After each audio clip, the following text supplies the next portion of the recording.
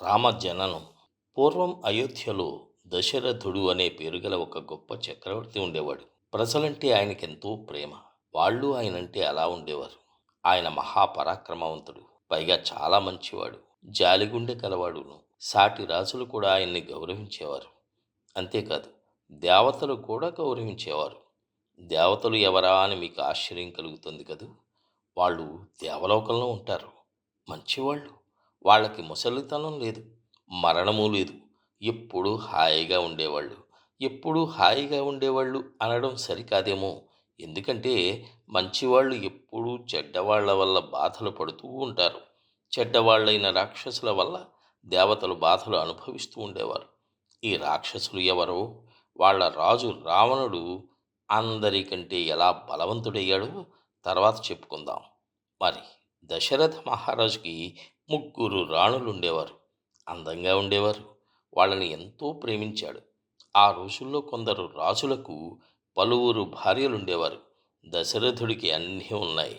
సంతోషంగా ఉండవచ్చు, కానీ విచారంగా ఉండేవాడు. ఇందుకు కారణం ఏంటో తెలుసా? పిల్లలు లేకపోవటమే. ఆయనేమో ముసలివాడవుతున్నాడు.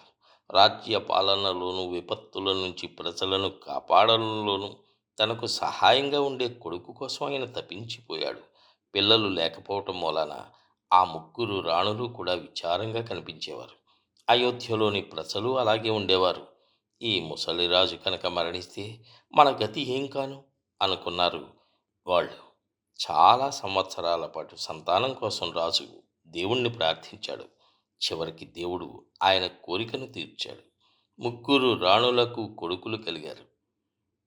రాజుగారి పెద్ద భార్య కౌసల్యకు పుట్టిన కొడుకుని రాముడు అని పిలిచేవాళ్ళు. చిన్న భార్య కైకేయికి భరతుడు పుట్టాడు. రెండవ రాణి సుమిత్రకు శత్రుఘ్నుడు, లక్ష్మణుడు కలిగారు. ఆ శుభదినాన్ని రామనవమి అంటారు.